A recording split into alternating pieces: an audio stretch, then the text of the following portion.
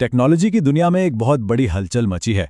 तीन बड़ी कंपनियां माइक्रोसॉफ्ट, एनवीडिया और एंथ्रोपिक ने मिलकर एक ऐसी पार्टनरशिप का ऐलान किया है जो शायद मस्नूई ज़हानत का पूरा मुस्तकबिल ही बदल दे। आइए समझते हैं कि आखिर ये एआई पावर ट्रायंगल है क्या और इसका मतलब क्या है।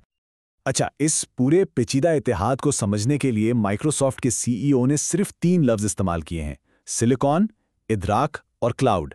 ये सादा सा फॉर्मूला ही इस पूरी पार्टनरशिप की बुनियाद है और हर लफ्ज अपने आप में एक सुतून की तरह है। सत्या नडेला ने खुद इस शराकतदारी की रूह को बहुत अच्छे से बयान किया है।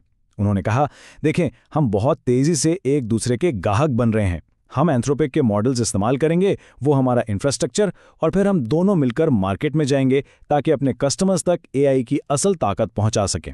ये एक दूसरे पर भरोसे की बेहतरीन मिसाल है। तो ये एआई पावर ट्रायंगल आखिर है क्या और इसमें कौन सी कंपनी क्या काम कर रही है? आइए इस इत्तेहाद के पूरे ढांचे को जरा खोल कर देखते हैं।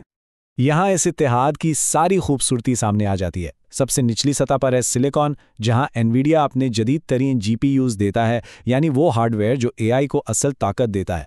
उसके ऊपर आती है इदराक की तय, जहाँ एंथ्रोपिक के क्लॉड जैसे मॉडल्स हैं जो जहानत फराहम करते हैं। और फिर सबसे ऊपर है क्लाउड, जहाँ माइक्रोसॉफ्ट का अज्यूर इंफ्रास्ट्रक्चर इन सबको पूरी दुनिया में चलाने के लिए एक प्लेटफॉर्म देता है। ये तीनों हिस्से एक दूसरे के बगैर अधूरे हैं। ये तो हो गई बड़ी तस्वीर। अब जरा इस मुआहदे की गहराई में उतरते हैं और इन 4 बुनियादी वादों को देखते हैं जो माइक्रोसॉफ्ट और एंथ्रोपिक के दरमियान हुए हैं। सत्या नडेला ने इस डील के 4 अहम सुतून बताए हैं। पहला, एंथ्रोपिक का क्लॉड मॉडल अब माइक्रोसॉफ्ट अज्योर पर भी मिलेगा। दूसरा, ये माइक्रोसॉफ्ट के को-पायलट यानी उसके एआई असिस्टेंट में भी इस्तेमाल होता रहेगा। तीसरा, एंथ्रोपिक अपनी तमाम बड़ी कंप्यूटिंग ज़रूरियात के लिए सिर्फ अज्योर का ही इस्तेमाल करेगा। और आखिर में, मुस्तकबिल में आगे बढ़ने के लिए एनवीडिया के साथ एक नई हार्डवेयर पार्टनरशिप भी की गई है। यहाँ एंथ्रोपिक की असल हिकमत अमली सामने आती है। वो सारिफिन को इंतखाब की आज़ादी देना चाहते हैं। इस ऐलान के साथ ही एंथ्रोपिक दुनिया का पहला बड़ा एआई मॉडल बन गया है जो तीनों बड़े क्लाउड प्लेटफॉर्म्स पर दस्तयाब है। ये इसे मार्केट में एक बहुत ही मुनफरिद और ताकतवर पोजीशन देता है, खासतौर पर अपने हरीफों के मुकाबले में जो ज्यादातर एक ही क्लाउड सिस्टम से जुड़े हुए हैं। अब बात करते हैं इस इत्तेहाद के इंजन की, मतलब हार्डवेयर की। आखिर ये खाम कंप्यूटिंग पावर किस तरह बेहतर एआई में बदलती है? ये वो जगह है जहां एनवीडिया का किरदार सबसे अहम हो जाता है। एनवीडिया के सीईओ जेनसन हुआंग का जोश और खरोश तो देखने वाला है। जब वो कहते हैं कि मैं क्लाउड को तेज करने का इंतजार नहीं कर सकता, तो ये सिर्फ एक जुमला नहीं है। ये उस जुनून और अज़्म को जाहिर करता है कि मॉडल और हार्डवेयर को कितनी गहराई में जाकर एक साथ बेहतर बनाया जा सकता है। और इस पार्टनरशिप का अमली नतीजा क्या निकलेगा?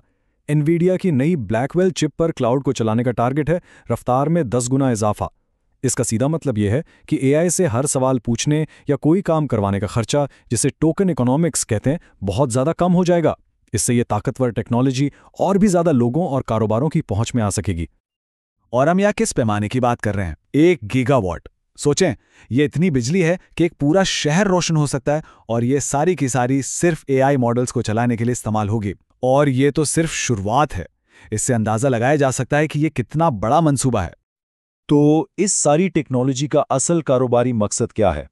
हदफ बिल्कुल साफ है, खरबों डॉलर्स की एंटरप्राइज एआई मार्केट पर छा जाना और हर किस्म के कारोबार के लिए जदीद एआई को एक ऐसा टूल बनाना जिसे वो आसानी से इस्तेमाल कर सकें। इनकी मिलकर बनाई गई हिकमत अमली बिल्कुल वाज़ेह है।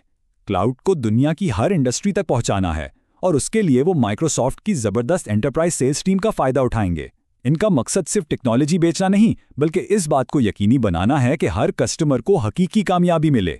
ये उस पुरानी सोच से बिल्कुल अलग है कि एआई की दौड़ में सिर्फ एक ही जीतेगा, यानी जीतने वाला सब कुछ ले जाता है। और ये नुक्ता बहुत अहम है। पूरी दुनिया की बड़ी कंपनियों तक पहुंचने की हिकमत अमली बनाने में कई दहाइयां लग जाती हैं। माइक्रोसॉफ्ट का ये पहले से बना हुआ नेटवर्क एक ऐसा असासा है जिसकी नकल करना तकरीबन नामुमकिन है, और शायद यही शराकतदारी की कामयाबी की सबसे बड़ी वजह है। आखिर में आइए जरा बड़ी तस्वीर पर नजर डालते हैं। मसनूई ज़हानत का सारा मुस्तकबिल सिर्फ एक चीज़ पर मुनहसर है, कंप्यूट, यानी कंप्यूटिंग की ताकत। जेनसन हुआंग ने 3 स्केलिंग कानून का जिक्र किया है। उनका बुनियादी नज़रिया यह है कि एआई हर मरहले में तब बेहतर होता है जब उसे ज़्यादा कंप्यूटिंग पावर दी जाती है, चाहे वो कुछ सीख रहा हो, अपनी गलतियां ठीक कर रहा हो या फिर असल दुनिया में मसाइल हल कर रहा हो। आसान लफ्ज़ों में, जितना ज़्यादा और सस्ता कंप्यूट हम एआई को देंगे, वो उतना ही ज़्यादा ज़हीन और काबिल होता जाएगा। इसका हतमी नतीजा क्या है? एक ऐसा तूफान जिसमें कंप्यूट की मांग 2 सिमतों में एक साथ बढ़ेगी। जैसे जैसे एआई ज़्यादा होशियार और मकबूल होगा, क्लाउड इंफ्रास्ट्रक्चर की ज़रूरत भी आसमान को छुएगी और साथ ही साथ मज़ीद ताकतवर जीपीयूज़ की भूख भी बेकाबू हो जाएगी। तो आखिर में सवाल यही रह जाता है, जैसे जैसे एआई के कंप्यूट के लिए ये भूख एक ना खत्म होने वाली आग बनती जा रही है, इस मुस्तकबिल को बनाएगा कौन? ये एआई पावर ट्रायंगल इस दौड़ में एक बहुत बड़ा कदम है, लेकिन ये कहानी अभी खत्म नहीं हुई। सच तो यह है कि ये अभी शुरू हुई है।